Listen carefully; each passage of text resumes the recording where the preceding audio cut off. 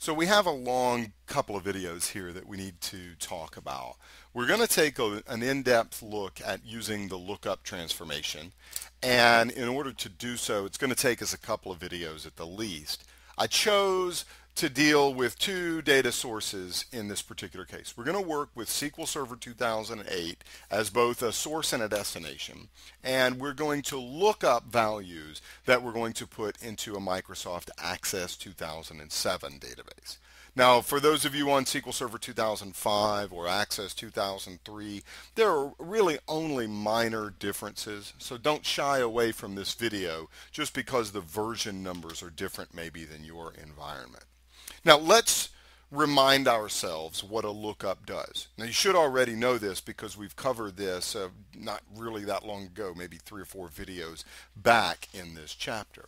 You have a source that has a bunch of rows in it, and you have a destination where you want to copy those rows to. But the source doesn't have all of the columns that you want.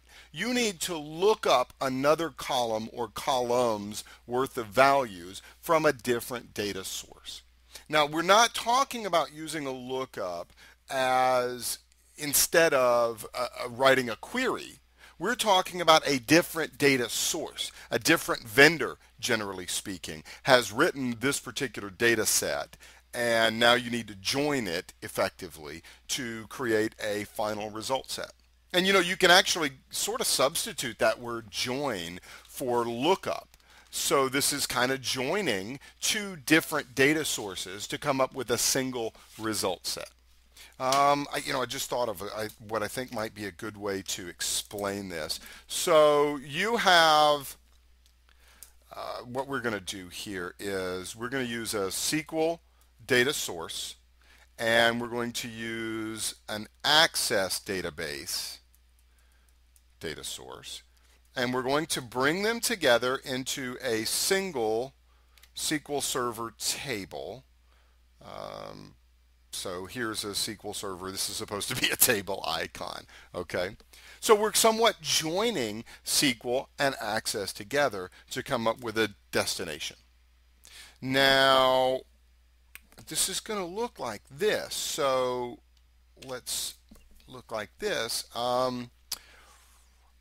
We have this, trying to think, so imagine in our table that like this would be a destination table. That's a D. It doesn't look like one at all, does it? Let's do that again. Sorry about that. So D, slow down, Scott. So destination underscore table. And we're going to have, I don't know, pick some columns like C1, C2, C3, C4, C5. Okay, so here's what I want you to consider is that this comes from SQL, this comes from SQL, this comes from SQL, but these two come from Access. Okay?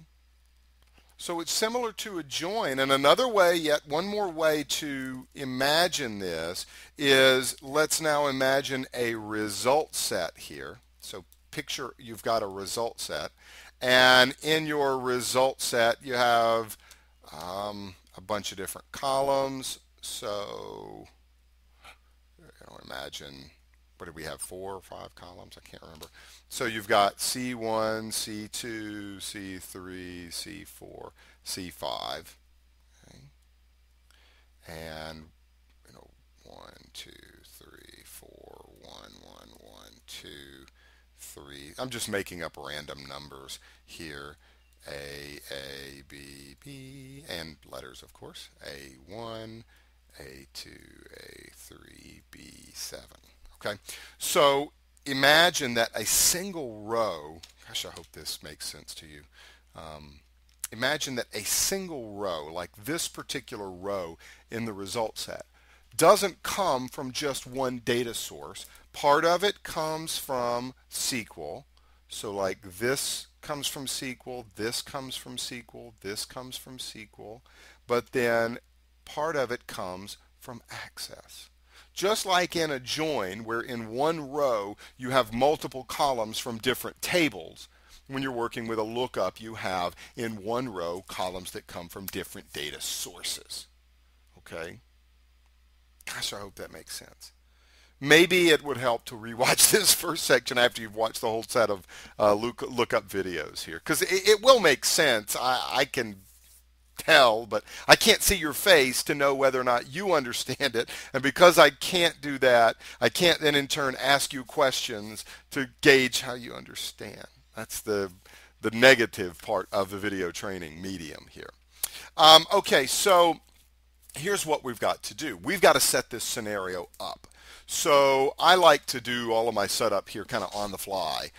So I'm going to go and I'm going to launch Access, and I'm going to create a new database. So let's make a new blank database, call it database 1. That's fine. We've got a new table, and let's make this a product table. So we've got a product ID, product name, and a supplier ID. And let's go ahead and design the table, give it a name, products, and we'll make that a number, text, but here we're going to make this a long integer. Okay, now let's go back to the table, save the table, add the product name T, supplier ID 1, cola is supplier ID 2, milk is also supplier ID 1. What else is there? Tea, water? Yeah, I guess there is such a thing as water. That's good enough. You know, you make up whatever you need. I think 4 rows is going to be sufficient for us to be able to see this information. Okay, so you get the idea. We've got one data source here in Microsoft Access. Okay, now let's go to SQL Server. And we're going to create some supporting objects. I'm going to use the learnitfirst.com database here, and we're going to create a table called suppliers. And we'll have a supplier ID, and that will be an integer, and we'll make that the auto name generated primary key. And we'll have the supplier name would be in something like that. And what else do we have? Add date. Nah, we'll just leave it. That's sufficient, I think. And we want to add some suppliers, so let's do that. And we'll do this. I'll show you this new syntax if you haven't seen it. So Northwind Traders will be the first supplier. Notice the new syntax. I do not have to continually repeat the word values. In SQL Server 2008, you can simply separate your value list with a comma. So we'll make it VentureWorks, another supplier. We'd make there was some other. I was trying to think of Microsoft sample apps. Contoso was one of their sample apps. Oh gosh, I can't remember. Some silliness, but so we'll make Microsoft another supplier, and then one of my all-time favorites was Microsoft, where Microsoft actually sued him for creating Microsoft, the company, a real guy named Micro. Anyhow, so we'll add those rows in, and I will save this so that you can follow along, and I'll include both the Access database and this script. So I am tentatively going to name this, just for the time being, Miss Transforms 04. It may change. It will be, when you download the video, that file name will be included as the same file name of the video, just with an SQL extension. Okay? So now we have really what needs to be a join between these two tables. If we wanted to find out, if we wanted to have in one row the product ID, the product name, the supplier ID, and the supplier name, now we have to join both Access and SQL Server. So let's actually create a table calling it product supplier history, and it will have the supplier ID, the product ID, and we'll just put in add date, and we'll make a default of get date, and then we'll make a constraint that says the primary key is supplier ID comma product ID. Save that and move that down here.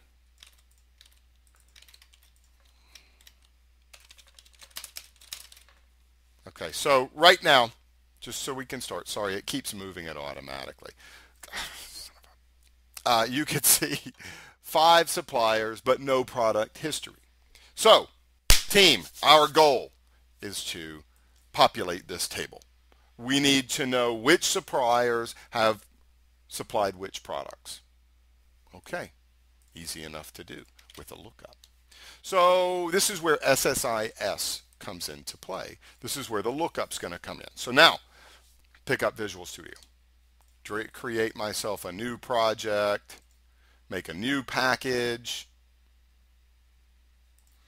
My new package, we'll call it also, so I don't forget it, mistransforms04. And our data flow task. Go into it.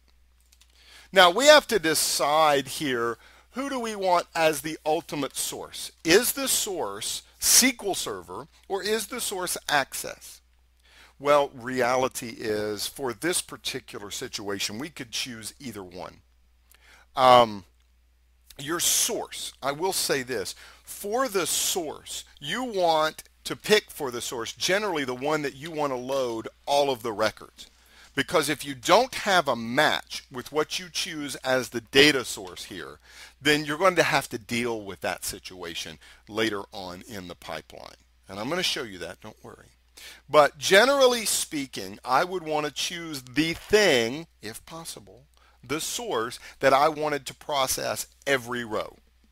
So for example, if I wanted to load up every supplier, and if there was a match in the other lookup, awesome, I want to pipe it out. But if there was no match, then whatever. Okay, I'm going to have to deal with that no match scenario. If I know that every supplier has a product, then I want to make suppliers the source. However, flip it around. If I know that some suppliers don't have products, it may be the lookup value. If I know that all products have a valid supplier, I want it as the source. I'm going to pick one here because honestly I can't remember who has what. So we got 5 suppliers. 1, 2, 3, 4, 5. Our access database, where did I put it? I think I put it in the documents. I let it auto-generate it for me. I'm going to move it to the C. And I'm actually going to call it also mistransforms04 so that I don't forget. So let's load it up and let's see in the products table. Right, you'll notice that we're not dealing with every supplier here. Okay, so this is a case where we do have a match for every supplier ID that's in the products table. But what we don't have, we have missing rows in the suppliers table for 4 and 5 that will not have a match. So then what I don't want to do here is make suppliers the source. I want to make suppliers the lookup, and I want to make products the source from Access. Okay? Because every single product, all 4 of these have a match. Now I hope that made sense. Let's kind of slow down here. Many times you're dealing with situations where you have both sources are not going to have matches. For example, I have products that don't have a supplier listed in the lookup table. I have suppliers that don't have a supplier ID that's listed in the products table. You know what? That's just sometimes the way it is, and you have to pick a source. Okay? So pick your source. Okay? Pick the biggest one. Now, I am going to see. I'm kind of stuck right here. I've got a decision to make. Do I show you the easy way that it works, or do I show you the way that most people will have to deal with it? If I just made access the source, this would all work because every product has a supplier and you wouldn't have to deal with any troubleshooting. But if I make supplier the source, you're getting a more real world scenario because we have certain sources that don't have a valid lookup, and we're going to have to deal with that. So that's what I'm going to do. So suppliers. Come on, Scott. Is source. Okay. Now, again, and I'm going to belabor this point, if I 100% of the time knew that every product had a valid supplier, I would make products my source, and I would simply have it look up the values in the suppliers table. Unless there is an exception to this, and I'm going to close the video with this and we'll pick up in the next video. Unless I'm only dealing with a single column's values that I want to export to the final destination. For example, if I wanted every column from suppliers and only one column from products at the destination, then I'm probably going to flip that. All right, so let me close out here. Let's come back in the next video and we'll finish out our lookup transformation.